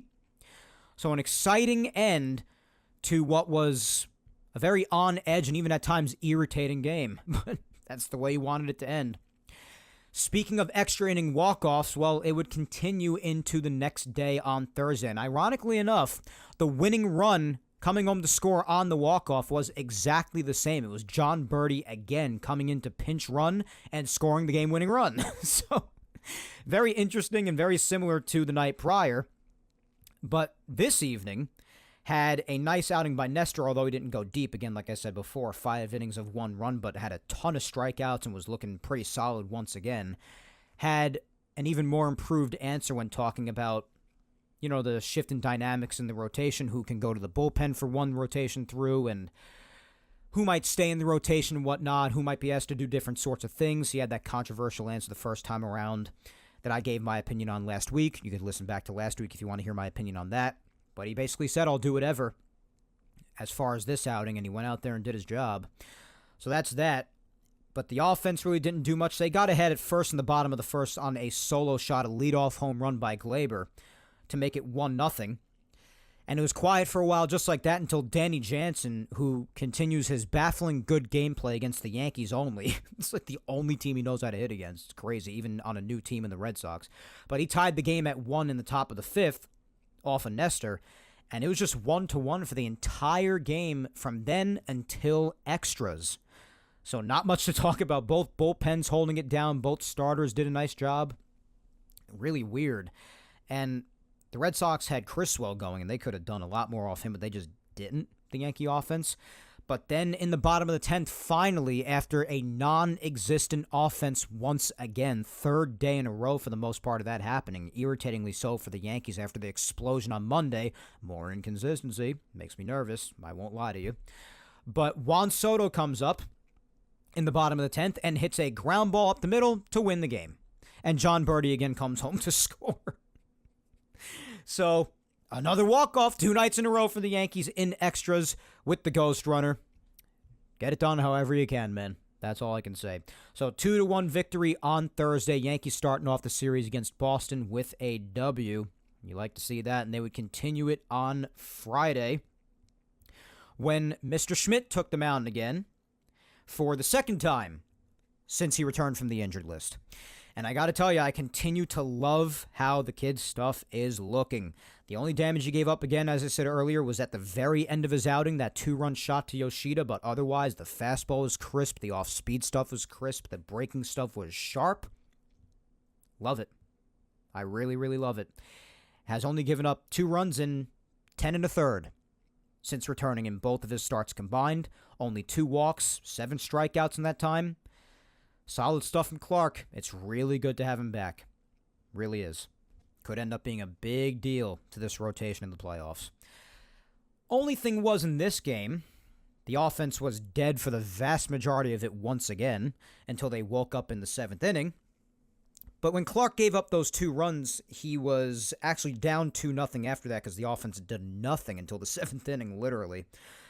And then in the top of the 7th, after Clark was done, because Mark Leiter Jr. came in after him and finished off that 6th inning for Clark. And then in the 7th inning, Mark Leiter Jr. bombed as well, giving up 2 runs of his own. So, another bad appearance for him, once again. But then, fortunately, after that, down 4-0, things were looking a little bit hairy. But then the Yankee offense came to life, thank God. Mainly because of 2 guys. Leadoff Glaber with an RBI single. And then just 2 batters after that with the bases juiced. Had not homered in 16 games. Everybody panicking. Oh, my God, it's been 16 games since he's hit a home run. When's he going to hit another home run? I don't think 60 is going to happen now. Is this just a preview for the playoffs where he's usually done pretty bad? All the talk. Comes up with the bases loaded. He'd been seeing more success up until this at-bat. And then the captain, for the 52nd time this year, did this. Judge cranks one. Deep left field.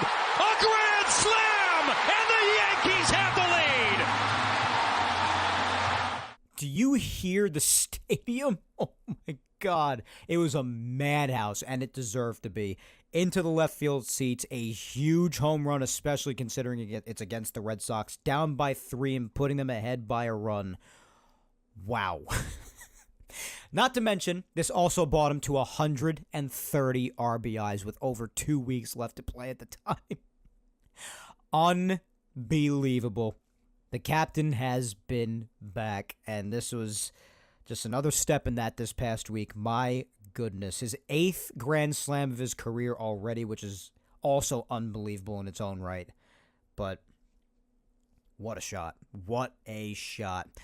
Audio credit to Apple TV, and for the first clip, audio credit to the Yankees, of course, on the Yes Network. But that was a really good home run call on Apple TV, a broadcast that I'm really historically not a fan of. But that was a really good call. Really was.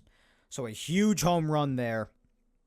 Put the Yankees ahead 5-4, and the offense had been dead the entire inning up until Glaber had gotten the RBI single just before that. And then in the final 2 innings, Luke Weaver closed out a 6-out save, striking out 5 of the 6 batters he faced, absolutely dominant, earning his second save of the year. Yankees won 5-4 in what was a very nice late game comeback. Friday night was a lot of fun. Loved that. Yesterday, this was the controversial game because not only did the Yankees lose in ugly fashion, they lost 7-1, and the offense again was majorly quiet except for a bottom of the third Glaber RBI single that had put the Yankees ahead 1-0 at the time. Then Boston would go on to score 7 unanswered runs. But major discussion around this game was Garrett Cole himself, not only because he had allowed 7 runs in 4 1/3, walking 3, giving up 5 hits, and only striking out 2, strikeouts being down the whole 9 yards, driving his numbers back up yet again. But this is not really a commentary on what Cole has done, because they were talking about a ton how in his last 7 starts prior to yesterday, he had a 158 ERA. So for the vast majority of the time Cole has been back, especially for the better part of the last month and a half, Cole had been Cole again, and we have been talking about that for weeks. And this doesn't change that as far as the overall scope of things. Next time out there, he could be phenomenal again.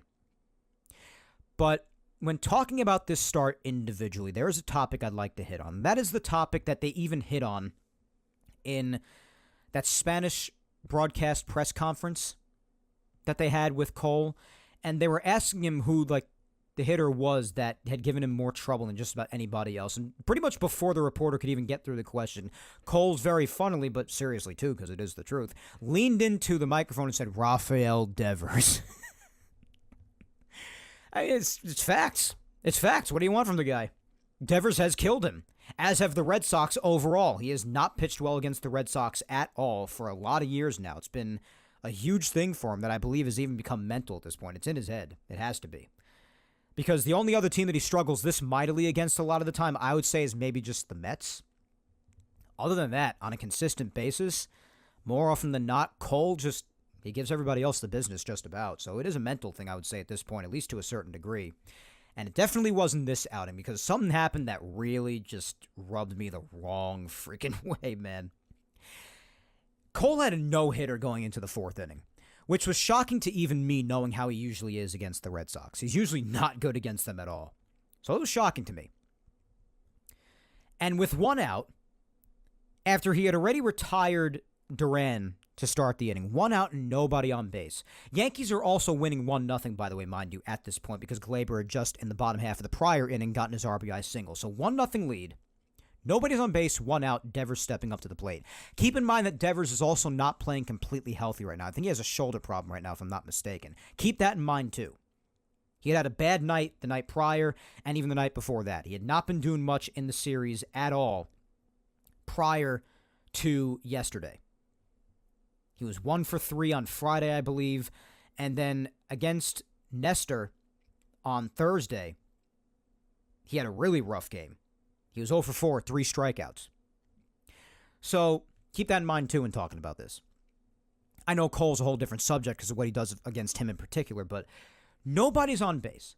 1 out. You have a 1-0 lead. Answer this for me. What's the worst thing that could happen in that spot? Correct, if you happen to say this. A mammoth solo shot, and the game is tied. But instead of facing him and maybe trying to continue what he has going here, and the only reason it wasn't a perfect game at this point really was because of a hit by pitch to Devers in his first at-bat, which unfortunately, given what was about to happen next, what I'm about to say now, really made it seem like that hit by pitch was even more intentional than it already appeared to be. But with 1 out and nobody on, the Yankees, and Cole in particularly, intentionally walk Devers. Now, yes, the other side of this is that if Cole just made his pitches after that and didn't walk O'Neill and allow it to just unravel after that, then that wouldn't really be that big of a deal in people's eyes. But I did even think this to a degree, even in the moment that it did happen, even before he walked O'Neill. So that can be true. Both things can be true. He should have executed better even after that, and this wouldn't be as big of a deal. But it still even did rub me the wrong way, even in the moment, right after it happened, before O'Neill even walked. I know you have a tough time against him, man. I know. But in that spot, with nobody on base, you want to intentionally walk him in a big spot maybe later in the game or even earlier in the game if they have the bases occupied with first and second and one out, or maybe even second and third, nobody out, something like that, and there's a base open, you want to put him on and not face him, and take away the risk for even more damage than it has to be, I get that. But there's nobody on base right now, bro, and you had a no-hitter going. These sorts of things could shift momentum and dynamic in a game like it did here. The worst that could have happened was him tying the game. But instead, you gave them a free base runner. You don't make your pitches after that. You walk O'Neill. And then after that, it gets them rolling because they have a rally going now that you initially started by putting Rafael Devers on base first by not even attempting to compete. And then it unravels from there. Yoshida gets his big double down the line. Abreu gets his RBI single. Now it's unraveled. 3 runs are allowed, and the damage continues in the 5th. And Devers did damage off of him there, but even so, they didn't choose to intentionally walk him with someone on base after that, which makes the initial intentional walk make even less sense. So you had him face him when there actually was risk for a run scoring because there was a runner on base. The next time, so I don't know. The whole thing bothered me. But even in that moment, like I was saying, there's no one on base, and you're throwing up the 4 fingers. It really wasn't even from the Yankee dugout, which is a whole other subject. So you're choosing to not face him with no one on base when you have a no-hitter going. And then after you're already down in the lead, and there's actually someone on base for him the next time, you face him, and you actually allow him to do legitimate damage. I thought right after it happened that it was a really beta move. And it made the hit by pitch in the first inning look even worse. Because I thought that it was pretty blatant to be on purpose in the first inning right after that happened, but this confirmed even more so that it was definitely on purpose. And I don't usually believe on hitting guys with pitches just to get them out of your way. I'd just rather throw up the sign and intentionally walk them, because Cora did say something. I'm not a big fan of Cora. I think he's a punk to a degree. I do respect what he does and says to try to fire up his guys. I do respect that to a degree, because some of the things he says are pretty freaking wild. But I do agree with him when he said that the way he intentionally walked him and did all that stuff, it made the first inning look even more intentional, which is a rough look. The whole thing just made Garrett Cole look like a beta. I don't like using those terms, usually, but it made him look like a wimp. It did. Sorry. I love Garrett Cole. I've said this for years, that I love the guy. So you can't refute that. It's not just a switch up because of what just happened on this day. But that made him look like a huge wimp. You intentionally walked him with nobody on base when the worst he could have done was tie the game. You hit him with a pitch right in the back with a cutter in the first inning, which made that intentional walk made that look even more intentional. Then you face him with someone on base after that. And then after the game, when they tried to clear all of this up and figure out who called for it, who thought of it, like just trying to figure things out, because it appeared that Cole did it all by himself because he threw up the 4 sign on the mound and told him to go over to first base. Didn't even really appear to have come from the Yankee dugout and originate from there. So then you hear Aaron Boone in the postgame presser, and he said that while he would understand him doing it in a bigger spot, that in that spot he'd rather him not have done it. So now you're thinking that did not come from Boone, and he really wasn't involved in it. So Cole must have did it on his own. But then Cole said in the postgame that he was talking to guys in the tunnel before that game or leading up to that about strategy, and they strategically agreed to just not face Devers and put him on base depending on the situation.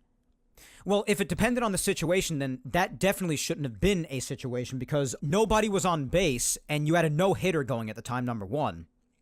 And number two, so you only spoke about it with guys in the tunnel, but nobody ran it by Boone, and Boone didn't think to override it in the moment, maybe not want to do that.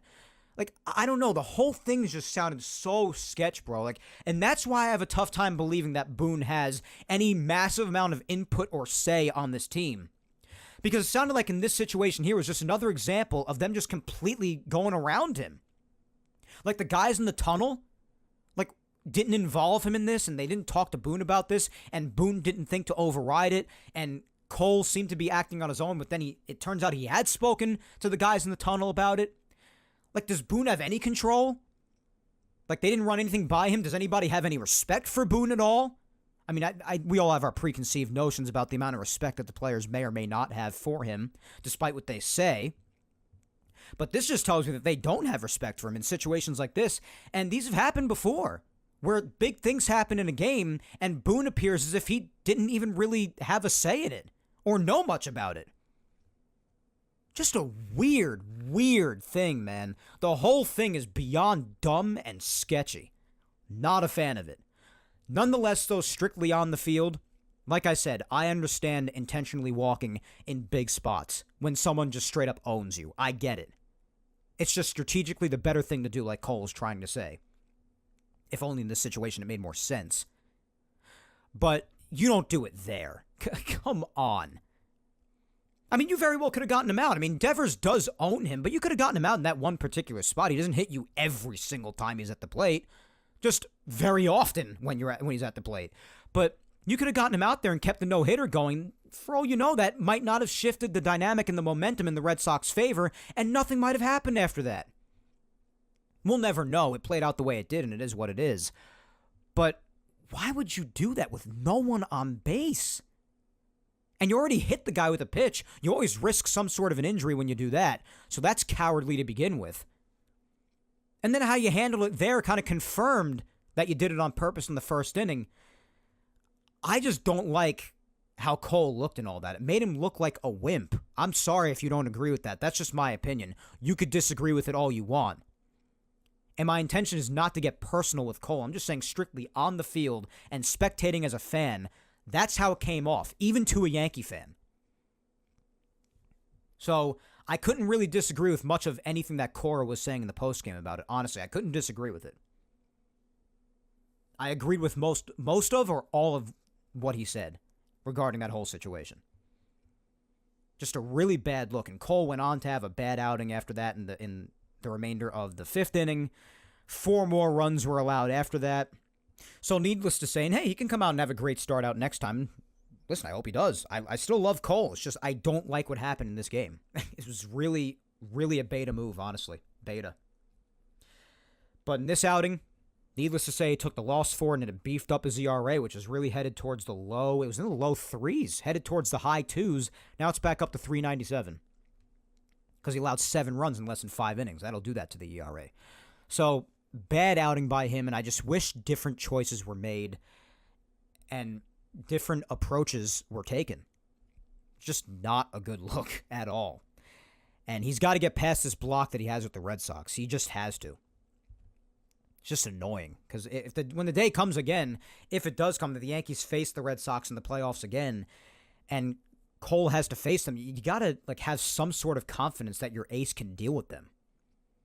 Because how he acted in this game is just not how an ace typically acts. I'm sorry, it's just not. It's very upsetting. But anyway, it's done with, whatever. And the Yankees still won today's game and won the series anyway, so it's all good. Rodon pitched again today. 5 1/3, 6 hits, only 2 runs, 2 walks, and 5 Ks.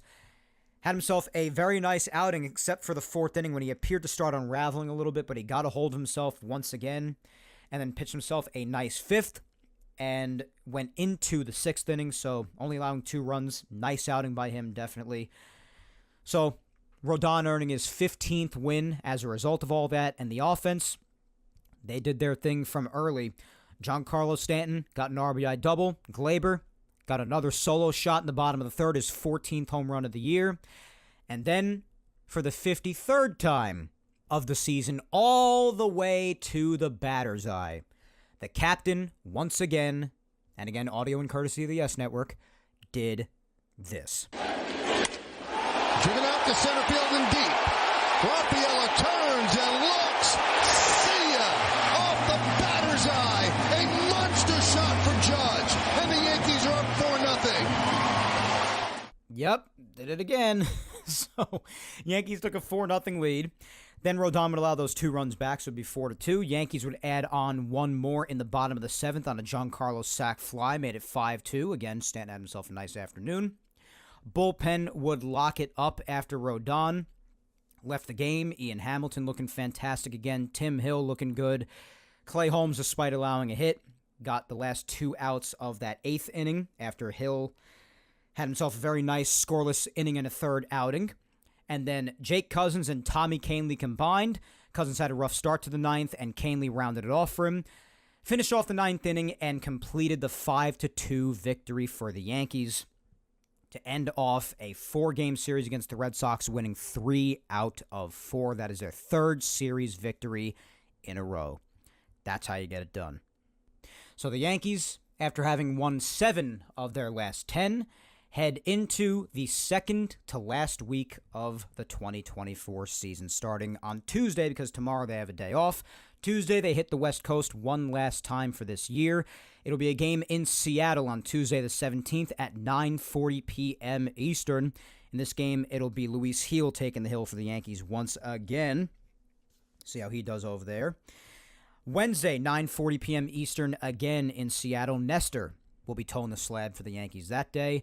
And on Thursday, to round out the 3-game set, Thursday the 19th, it'll be a 4:10 p.m. Eastern game in Seattle. And that game will see Clark Schmidt returning to the mound for the 3rd time since returning from the injured list.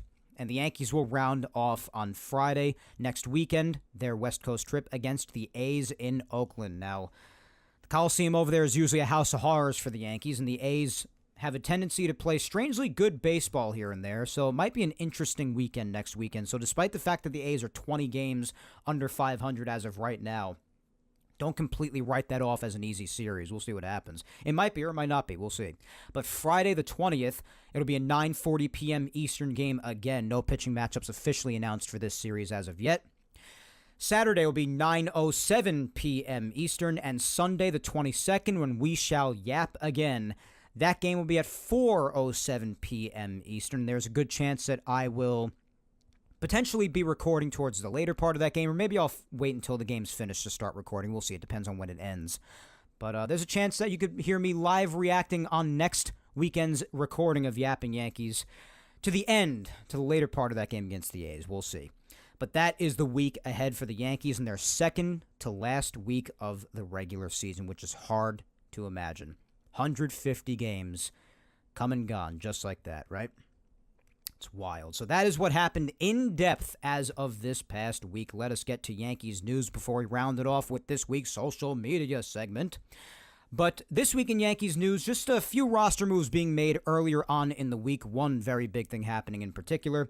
And then just a few words on some guys who they DFA'd last week and what happened to them as far as whether they were picked up or not. This was news just in the last couple of days, and that's really all. So just some roster transactions this past week, and then maybe just an injury update or two with the few amount of people remaining on the injured list. But if you remember how we left off last Sunday night, last Sunday, a lot of the show was predicated around the discussion for Jason Dominguez. Now, right after I finished recording and around the time I had uploaded last weekend's episode 234, go back and listen to it if you haven't already, the Yankees had optioned Duke Ellis, which was interesting. Some people were wondering if it could be Dominguez. People were expecting it to be Birdie since the Yanks said they were reactivating him the next day, and I had mentioned that last Sunday, that the Yankees intended on reactivating Birdie on Monday. But the thing was, that actually made me think that it really was Dominguez, despite my lack of trust in the Yankees, especially in this area, but I thought it actually could be, because it couldn't have been Birdie.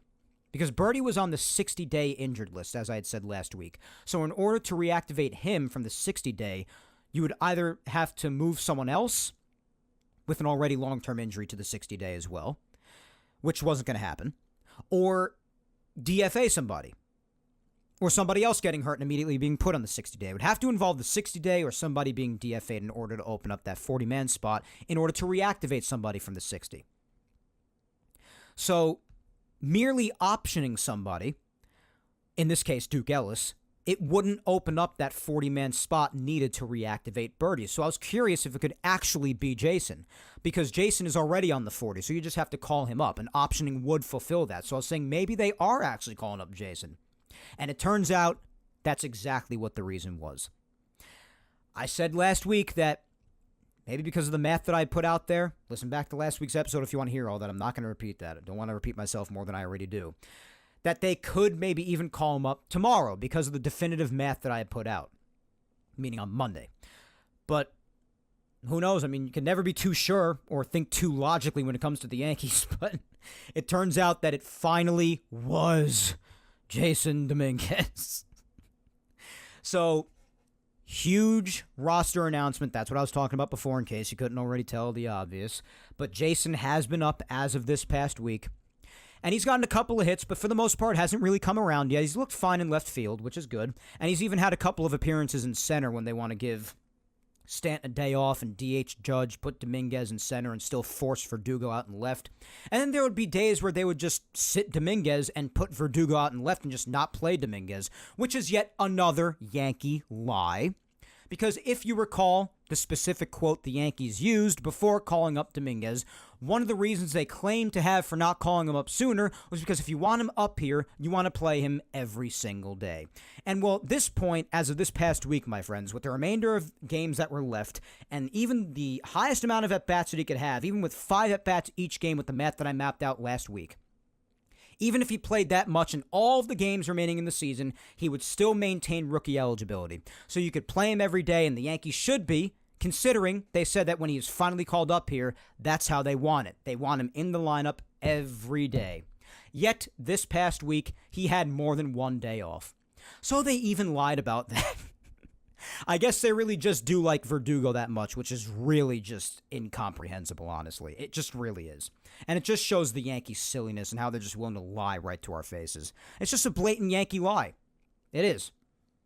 You said you didn't want him up here unless he could play every single day. And mathematically and in every way that matters, there's no reason why you shouldn't be doing that for the rest of the way out, unless you just straight up nonsensically like Verdugo that much. So I guess they like Verdugo that much and they just lied. He's been in games more than he hasn't been this past week, but giving him even 1 day off is dumb. You want him to accumulate as many looks and as much experience as he possibly could heading into the playoffs. You don't want to take that away from him. Mathematically, there's nothing at this point, absolutely nothing, especially in light of having already given him a couple of days off this past week nonsensically already. There is nothing that could strip him of his rookie eligibility and control time and service time and everything. Nothing that could strip him of that status or rip that away from him. So there's no reason. So it was just a lie. It's fine. I'm curious to see how many more times the Yankees have the nerve to sit him for Verdugo. But just a very interesting, let alone frustrating dynamic I've noticed there. But just keep giving Jason the looks, man. He needs the experience. Keep letting him get the at-bats. Just keep letting it happen. But I was overjoyed to finally hear this, as was the entire fan base. And this exposed it really was just a mathematics thing, at least partially. Because, like I said, even if you gave him 5 at-bats after last Sunday, for the rest of the way out for each game, he would still maintain his rookie eligibility. But then with the days off after that, I guess that exposed it was a lie because they just like Verdugo that much. Yeah. But you cannot have Jason miss out on at-bats because of Alex Verdugo. You just can't. So let's see how they manage that with this coming week. Alongside this very welcoming news, they also DFA'd Misevich again, which I have no problem with. That was the 40-man move for Birdie. I was not surprised by that. I was like, that's got to be it because they DFA'd somebody. That opens up a 40-man spot. So they did that, and they reactivated Birdie from the 60-day IL as was expected. They also put DJ on the 10-day injured list with an apparent right hip impingement. Okay, then. I just take that as a way as there is literally no room for you on this team anymore, DJ. And there is definitively no shot of you making any sort of an impact at this point, especially with Rizzo back. That takes away first base appearances from you, and Oswaldo's better. So maybe finally the Yankees sensed it. Maybe it's an actual injury. Maybe it's not. Who the hell knows? But either way, I don't really fully believe that he might actually be hurt. If he is, then of course I wish DJ the best. But I took that as a roster move saying, all right, I think we've seen the last of DJ at least for 2024.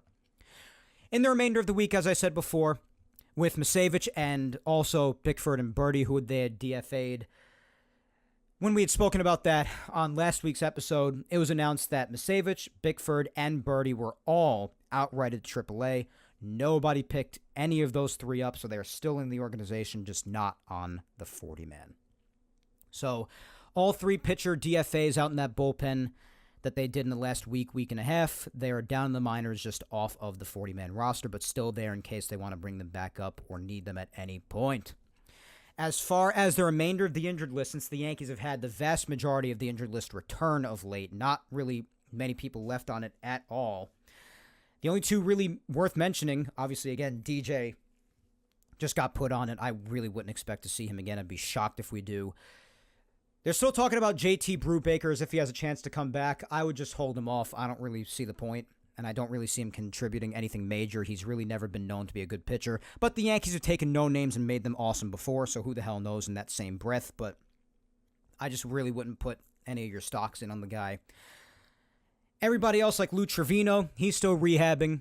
Don't know if we'll see him back. Everybody else, other than Cody Poteet, is really done until 25, like we had established for a long time now. But Poteet, they're expecting him to be coming back really soon. They say he's really close to returning to the big leagues. He's almost built up completely, and he's in the conversations to potentially make an impact on the team before the year ends. Definitely being more of a depth piece, but it's good to hear that Poteet is almost an option there in case they need him or just want him to be a part of the team, especially heading into the playoffs. Proved to be a very good guy to be able to call upon when the rotation needed him earlier in the year. But yeah, that's really it. The two main guys worth mentioning still hurt, Poteet and Trevino. So Trevino on the bullpen, we'll see if he ever even ends up coming back, potentially providing some further bullpen reinforcements, and Poteet's close to being fully built up. So that's really that, my friends, as far as news. Let's wrap up the episode with the social media segment for this week. I got another Q&A. It's been a few weeks since doing this. Been a few weeks in a row of the open-ended questions. You ask, I answer. Let's do a few questions here. See what kind of questions you guys have for me for today. First question we've got coming in from at Laura_Icemont, my good friend Laura, who actually came to town to hang with me and Victoria and our other friend James yesterday. It was great to see you, Laura. Thanks for coming. Laura asks, what is your ideal postseason lineup for the team? Well, I actually did say this a couple of weeks ago, but I will definitely repeat it. I have no problem doing that. I am not upsetting the balance that Glaber has found in the leadoff spot, so I'm keeping him there. Soto, Judge, Wells, that's definitely 1 through 4. I would probably put Stanton 5th, especially if October Stanton that we all know and love returns. Then I'd put Jazz at 6th. That creates a very good continued left-right, left-right, left-right, left-right dynamic all the way through to the 6 hole.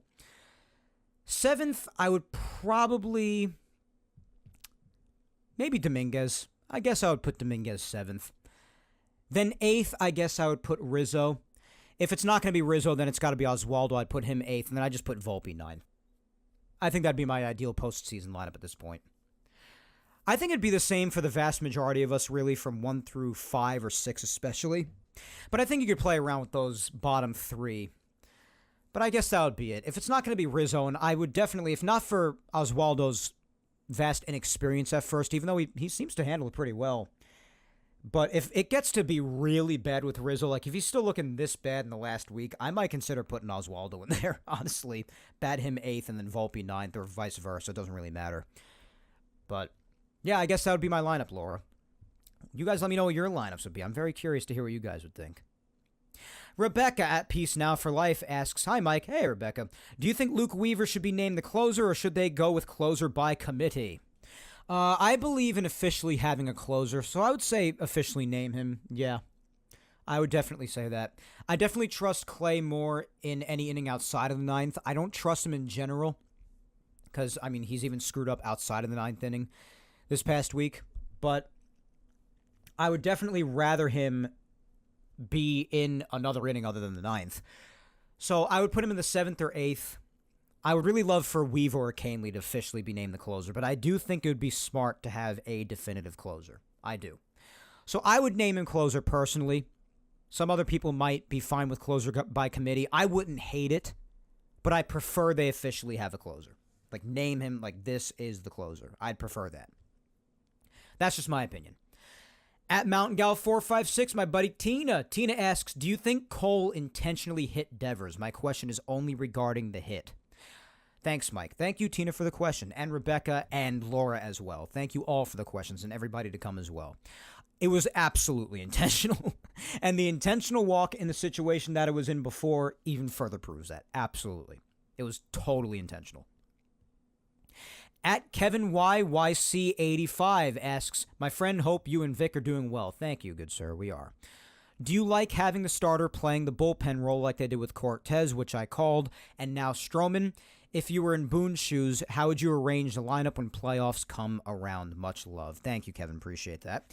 I already talked about the lineup, so I won't hit on that again. Just listen back to my response to Laura. But as far as the starters pitching out of the bullpen, I don't really have a problem with it. Yeah. I don't have an issue, especially if it's with someone like Nestor, who it might be in your best interest to limit the innings a little bit here towards the end, considering he did miss a vast majority of the year last year due to injury, so you might not want to overtax his arm necessarily. So especially in Nestor's case, I don't take issue with it, especially considering the fact that Nestor's also been, for the vast majority of the season, pretty inconsistent. So I don't have an issue with it, particularly because of how well he did with it in the first place. But Stroman, I think it would benefit as well, because Stroman typically isn't the best second-half pitcher to begin with, and that has shown this year as well.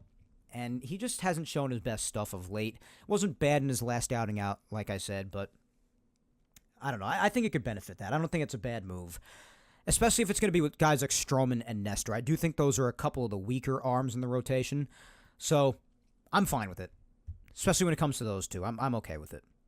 I mean, especially in the postseason when you take your rotation usually down to a four-man. That could also be another useful strategy if you want to get a guy who's in your rotation for the vast majority of the year a decent amount of innings. So, yeah, I mean, it could be in preparation for that as well, maybe limiting a little bit of innings with guys that have struggled at times in the second half of the season, but I don't have an issue with it. At Coach Strunk30 asks, who will be the starting left fielder in Game 1 of the playoffs, Dominguez or Verdugo? It better be Dominguez. I wouldn't be surprised at all if in actuality it is Verdugo, but it better be Dominguez. I swear, man, it better be Dominguez. Next, we have at Cashman Sucks NYY asking, do you see the Yankees winning the division with 13 to play, including today, need to sweep the Orioles to own the tiebreaker against them? Yeah, I do. I think having 3 games up right now is a massive advantage. I think the West Coast trip coming up is very important. If they won 2 out of 3 in both series at least, I think they'd be in very good shape, because then after that they face the Orioles head-to-head. If they go into the Orioles series up by at least 2 games, I'll be feeling confident. Because I do think the Yankees, at bare minimum, will win at least a game against the Orioles. I hope they win at least the series, but you don't want to tie against them because, again, if they tie, then the Orioles have the tiebreaker, which is really unfortunate, and that's why I harp on that last game going into the All-Star break as much as I do, because if they won that game like they were supposed to, they wouldn't have to sweep them to own the tiebreaker to end the year here, in the event they do end in a tiebreaker. So that's why I harp on that game as much as I do, for those who think I might have been annoying about that in the past. Now that we're getting down to the wire, do you understand me more? Maybe you do. But I do think they'll win at least 1 game. So if they're up by at least 2 games, I'll be feeling pretty good. The only thing that has me a little bit worried is that they played down to bad teams and they're finishing off against a bad team in the Pirates. That makes me nervous a little bit. But if they're up by at least 2 games and they win 2 out of 3 against the Orioles at home, it's going to look really good. Because then at that point, after that, you only have 3 games left. So we'll see. But I'm feeling pretty good right now, up by 3. I'm feeling good. I'll say yes for now that I do think so. All right, I just realized we're around an hour and 50 minutes in. Jesus. So let's finish off the final 2 as always, starting off with my girlfriend at Vic Salimo. And Vic asks, what do you think Judge's home run record will be at the end of the regular season? And what do you think needs to be done in the remaining time we have before the playoffs for the Yankees to have a real chance of making it far along? Well, good questions. Before the season started, I did predict that Judge would finish between 55 and 60. I did say that I don't believe he'll hit 60 again. It's starting to look like it's the truth, and that prediction, in hindsight, might end up being, one might say, a home run.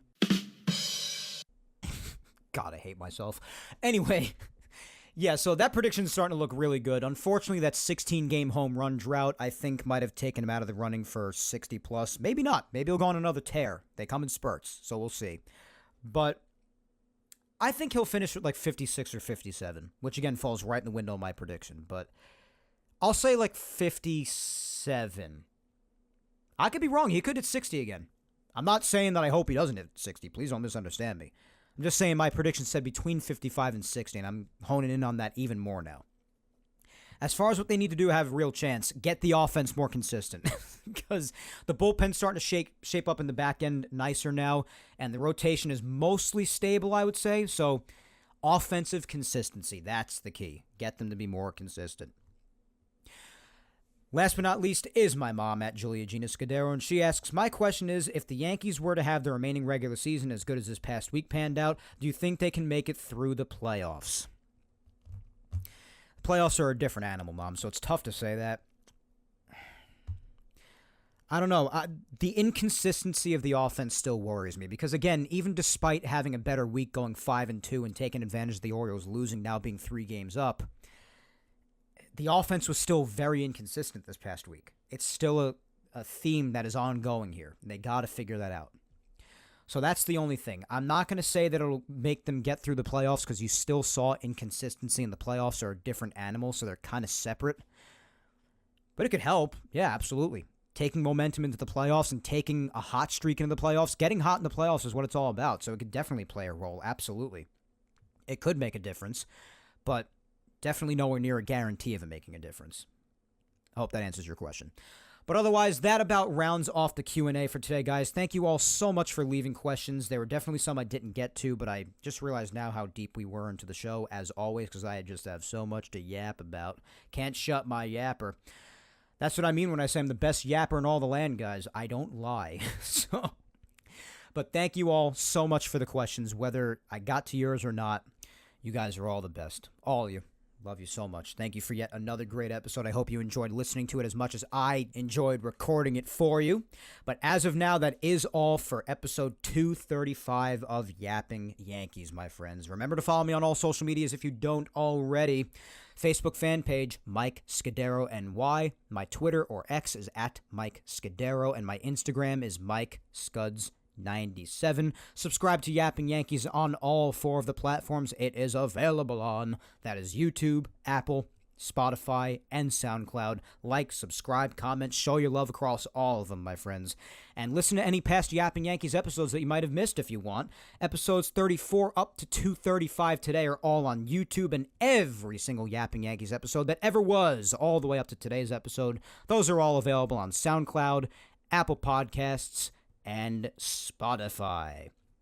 But once again, I thank you 3,000 for listening to me yap today. As always, my good friends, I have been your host, Mike Scudero, and we shall yap again next Sunday, September 22nd, for the second to last Sunday of the 2024 regular season, when I come at you with episode 236 of Yapping Yankees. But until then, my friends, as always, hang in there, be patient, please stay safe, look out for your loved ones, go ahead and kick life's ass this week, and to the Yankees, maintain that division lead, take advantage of the Orioles' continued crappy gameplay, have yourselves a good West Coast trip, and let's head into the final week with some more good news and a decent division lead as we head towards the end here.